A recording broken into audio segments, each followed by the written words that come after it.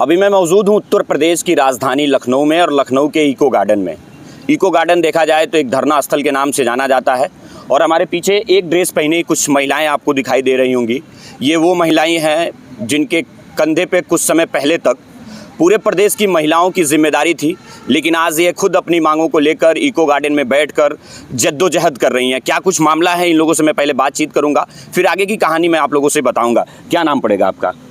प्राची पाल। प्राची पाल, किन मांगों को लेकर आप लोग प्रदर्शन कर रही हैं और आज यहाँ पे बैठी हुई हैं? हमारी दो ही मांगे, एक हमारी सैलरी 18,000 कर दी जाए और हमारी जॉब सिक्योरिटी की जाए, जिससे किसी प्रकार से हमें कोई निकाल ना सके वहाँ से। हमने ज़्यादा समय नहीं मांगा है, बस 15 साल का ही समय मांगा है और जॉब सिक्योरिटी का जो टाइम है वो 15 साल है। और हमारी मांगे बस इतनी है कि हमारी सैलरी 18,000 कर दी जाए, जो कि पिछले 7 सालों से नहीं बढ़ाई गई है। अच्छा, पिछले 7 सालों से आप लोग की सैलरी में वृद्धि नहीं की गई जी है? बिल्कुल नहीं। कितना सैलरी मिलता था इससे पहले आप लोगों को? इससे पहले हमारी सैलरी थी 11,600 रुपये। 11,600 रुपये। जी। सुनने में भी आ रहा है कि कंपनी कुछ तबादला हुई है कंपनी, तो इसके पहले जिस कंपनी में आप लोग काम कर रही थी उस समय ज्वाइनिंग लेटर वगैरह मिला था आप लोगों को? बिल्कुल मिला था। टेक महिंद्रा ने हमें ज्वाइनिंग लेटर दिया, फिर उसके बाद 2 महीने उनका टेंडर बढ़ा तो उन्होंने फिर से हमें वापस बताया कि आपका टेंडर 2 महीने के लिए बढ़ गया। लेकिन जब से विविन आई है उसने हमें कोई एश्योरिटी नहीं दी है कि आपकी जॉब सिक्योर है या आप इतने पैसे में काम करेंगे। उनका कोई भी HR नहीं आया हमसे मिलने, उनका कोई भी मैनेजर नहीं आया हमसे मिलने। हमसे मिला, लेकिन जब हमने ये सब किया, मतलब हम एक दिन वहाँ पे बैठे थे 112 के बाहर, पूरी रात हमने गुजारी, पूरा दिन हमने गुजारा। उसके बाद हमसे ADG मिलने आए, उन्होंने भी हमें कोई खास आश्वासन नहीं दिया जिससे हम उस चीज़ को लेके अपने जॉब पे वापस लौट सकें। हमारी बस एक ही मांग है कि हमारी सैलरी 18,000 कर दी जाए और हमें जॉब सिक्योरिटी दी जाए। कितने घंटे काम करती थी आप लोग? हमारा काम 24/7 है, चाहे दिवाली हो, चाहे होली हो, चाहे कुछ भी हो, हम ऑन ड्यूटी ही रहते हैं। हमें एक वीक ऑफ मिलता है, जो भी अगर जिस हिसाब से उनका रोस्टर अडेरेंस होता है उस हिसाब से हमें एक वीक ऑफ मिलता है। अब जो नई कंपनी आई है वो हमसे कह रही है आप 30 दिन काम करिए, तो 30 दिन नहीं मिलेगा आप लोगों को? बिल्कुल नहीं। उन्होंने बोला है कि आपको कोई छुट्टी नहीं दी जाएगी। 30 दिन काम करने के बाद जो सैलरी हमारी आएगी वो 11,047 रुपये आएगी। तो उन्हें कुछ बढ़ोतरी करनी चाहिए थी। जो हमारी मांगे बस इतनी सी हैं कि हमारी सैलरी 18,000 कर दी जाए और हमें जॉब सिक्योरिटी दी जाए। अभी जो नई कंपनी आई है वो कितने दिन पहले आप लोग का टेंडर? 3 नवंबर को आई है। 3 नवंबर को। 3 दिन हम लोगों ने बिना ऑफर लेटर के काम किया है, बिना उनसे मिले काम किया है। कंपनी का कोई भी एक ऐसा सिंगल बंदा जो हमें ये अश्योर कर सके कि आपकी जॉब सिक्योर है या आपकी सैलरी पे बात हो रही है, ऐसा कोई भी इंसान हमें मिलने नहीं आया। अच्छा, जब दूसरी कंपनी आप लोगों के पास आई तो आप लोगों से उस कंपनी का कोई HR या कोई भी पर्सन आप लोगों से मुलाकात करने नहीं आया? आप लोग अपनी जिम्मेदारी निभाई और काम लगातार? बिल्कुल, 3 दिन हम लोगों ने रात दिन काम किया। उसके बाद हम लोगों ने ये किया कि हमें काम नहीं करना है, क्योंकि बिना ऑफर लेटर के हम कैसे डिसाइड कर पाएंगे कि हमारी सैलरी क्या है, हमारे मिनिमम वेजेस क्या है और हमारी लीव है, हमारी किस प्रकार ऑफिस का मैनेजमेंट क्या है, हमें बिल्कुल भी नहीं पता। और आला अधिकारी से मुलाकात हुई आप लोगों से? कोई आला अधिकारी मिलने आए या कोई मिलने आया? जी नहीं, हम जब वहाँ पे रात भर हमने बिताई है, उसके बाद दोपहर या शाम को ADG सर आए थे, उनके साथ कई अधिकारी आए थे, बस वो ही आए थे। उसके पहले हमसे किसी ने मिलने की कोई कोशिश नहीं की कि कंपनी की क्या अश्योरिटी है वो हमें दे। ऐसा कोई भी इंसान हमें मिलने नहीं आया जो जिम्मेदार हो उस कंपनी के प्रति। इवन उनके मैनेजर भी हमसे मिलने नहीं आए। क्या नाम है आपका?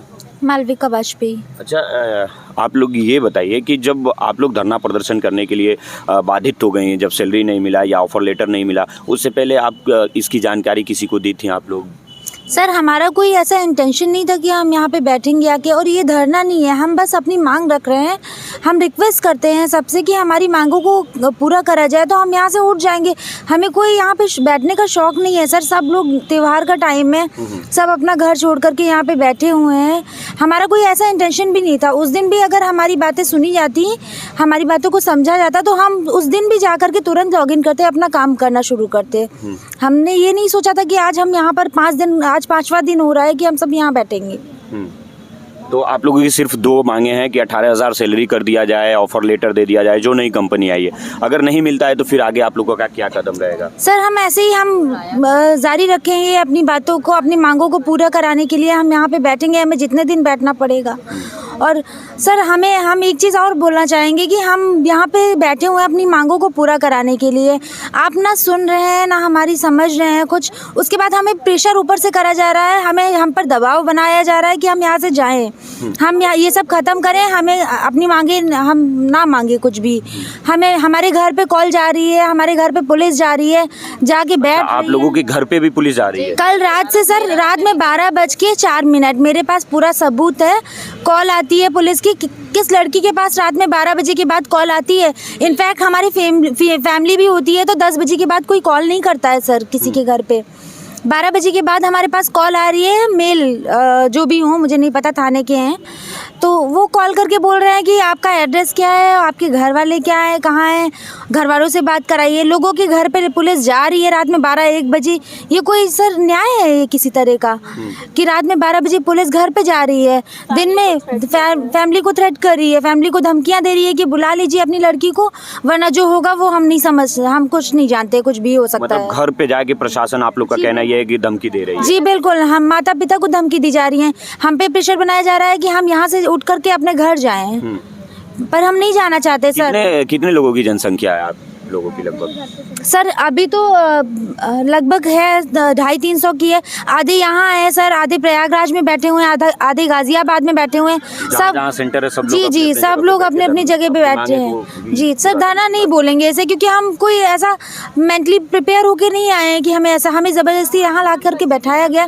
हम कस्टडी में हैं सर, हमें यहाँ लाया गया है। हमें आप लोगों को जबरदस्ती यहाँ पे लाया गया है? जी बिल्कुल, हम जा रहे थे सीएम आवास, जब मुख्यमंत्री आवास पे हम लोग जब यहाँ पे ऑफिस गए, ऑफिस के बाहर हम लोगों ने पूरा दिन पूरी रात बैठ करके इंतज़ार करा कि हमारी मांगों को पूरा करा जाए। जब कोई निष्कर्ष नहीं निकला है, तब मॉर्निंग में हम सब ने डिसाइड करा कि हम लोग सीएम आवास जाएंगे, वहाँ से सीएम सर से बात करेंगे, उनसे रिक्वेस्ट करेंगे। हम सब प्रॉपर लाइन में जा रहे थे सीएम आवास।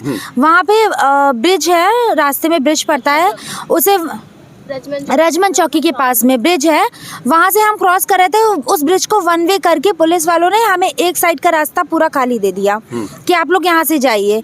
वहाँ से हम लोग गए, जैसे ही ब्रिज उतरे हैं, सामने देख रहे हैं हम मोटा सा काफ़ी मोटा रास्ता लगा हुआ, सब चेन बना के सारे कांस्टेबल, पुलिस वाले, अधिकारी रोकने की कोशिश सब रोकने की, गाड़ी खड़ी हुई है, हमें सब भरने की कोशिश कर रहे हैं गाड़ी में।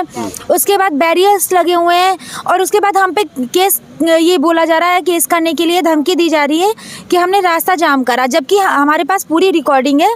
वहाँ से एम्बुलेंस निकल रही थी तो हम सब ने कहा है कि साइड हो, क्योंकि हम भी आपात सेवा में काम करते हैं सर, हमें पता है कि एक इमरजेंसी क्या होती है, एम्बुलेंस कैसे किस सिचुएशन में जाती है, या कोई भी हम पब्लिक को परेशान नहीं करना, हमारा इंटेंशन वो नहीं है, और हमने करा भी वैसा नहीं है सर। एम्बुलेंस जा रही थी, हम सब ने बोला कि रास्ता छोड़ो, पब्लिक को पहले रास्ता दो, एम्बुलेंस ज़रूरी है जाना। उसके बाद एम्बुलेंस जा रही थी, पुलिस वालों ने रोका है एम्बुलेंस को, पुलिस वालों ने बोला है कि पुलिस खुद रोकी? जी, उन्होंने रोका, उन्होंने मोटा रास्ता लगाया। हमारे पास पूरी रिकॉर्डिंग है सर।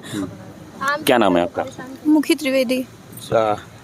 जिस दिन आप लोग मुख्यमंत्री आवास जा रही थी, मुख्यमंत्री जी से मुलाकात करने के लिए, पुलिस भी आप लोगों के साथ कुछ बर्ताव की थी या जी, पुलिस वालों ने हम लोगों को बहुत मारा था, हम लोग को मार के, हम लोग को घसीट करके, पुलिस कांस्टेबल, मेल कांस्टेबल थे, इन लोगों ने हम लोग के फीमेल्स का नॉट पकड़ करके हम लोग को घसीट करके बस में रखा था। और यहाँ पे हैंडीकैप थी, कुछ प्रेग्नेंट भी थी, उनको भी घसीट करके रखा गया था। और एक लड़की को चोट भी आई थी, उसके पैर में साइलेंसर से उसका पैर जल गया था, और उनके कुछ लोगों के नाखून भी हाथ में लगाए, कुछ लोगों को गला दबाने की कोशिश की थी सबको। उस मुख्यमंत्री आवास से जब आप लोग मुलाकात करने जा रही थी मुख्यमंत्री ऑफिस पे, तो उसमें कुछ प्रेग्नेंट महिलाएं भी थी? जी, एक प्रेग्नेंट महिला थी जो कि अभी नहीं है, उनको घर भेज दिया गया था, उनकी तबीयत खराब हो गई थी तो उनको एम्बुलेंस से घर भेज दिया गया था, तो अभी वो फिलहाल नहीं है। और एक हैंडीकैप दीदी थी, उनकी भी तबीयत खराब हो गई है, तो वो भी यहाँ पे नहीं है। उनको भी घसीट करके रोड में ऐसे, हम लोग के पास वीडियो है, हमारे पास प्रूफ है, उनको भी घसीट करके बस में बिठाया गया था और बहुत गंदी तरीके से। जब से आप लोग यहाँ पे बैठी हैं, प्रशासन के आला अधिकारी या कोई मंत्री आप लोगों से मुलाकात करने के लिए पहुंचा यहाँ पे? नहीं, यहाँ पे कोई नहीं पहुंचा है। हम चाह रहे हैं कि सर आकर के एक बार हमसे बात कर ले, हमारे जो भी प्रॉब्लम है वो एक बार सुन ले, बट यहाँ पे तब से कोई नहीं। हम लोग 5 दिन हो गए, 5वां दिन है आज, हम लोग यहाँ तब से बैठे हुए हैं, हमारी कोई बात नहीं सुनी जा रही। कोई नहीं सुनी जा रही है? जी बिल्कुल नहीं सुनी जा रही है। कब तक ऐसे आप लोग बैठे रहेंगे? सर जब तक हमारे प्रॉब्लम का सोल्यूशन नहीं निकलेगा हम यहीं पे बैठे रहेंगे। कितने दिनों से काम कर रहे हैं आप लोग डायल 112? सर मैं 2 साल से काम कर रही हूँ, बाकी सारे लोग बहुत पुराने हैं, 7 साल से काम कर रहे हैं, कुछ 5 साल से काम कर रहे हैं, कुछ 4 साल से काम कर रहे हैं। जी ये वो महिलाएं हैं जो उत्तर प्रदेश की सभी महिलाओं की जिम्मेदारी अपने कंधों पे लेकर 24 घंटे ड्यूटी करती हैं। अभी बता रहे थे लोग कि हम लोगों को दिवाली होली में भी छुट्टी नहीं मिलता है क्योंकि पूरे प्रदेश की महिलाओं की जिम्मेदारी हमारे कंधे पे रहती है।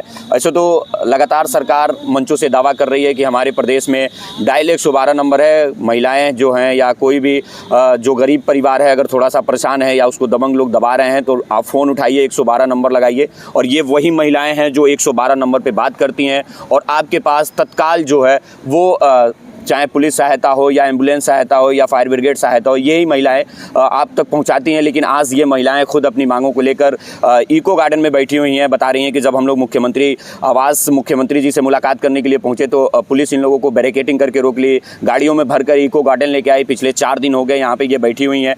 कुछ यहाँ इन लोगों का ये भी कहना है कि घर पर पुलिस जाकर इनके माँ बाप को हड़का रही है, डराने धमकाने की कोशिश कर रही है कि अपने बेटी को बुला लो नहीं तो अंजाम बहुत बुरा होगा। ये वीडियो में आप लोगों की क्या प्रतिक्रिया है कमेंट बॉक्स में बताइएगा और आगे इस मामले में जो भी अपडेट आएगा हम आप तक पहुंचाते रहेंगे। बने रहिए हमारे वीडियो के साथ। बहुत बहुत धन्यवाद। जय हिंद।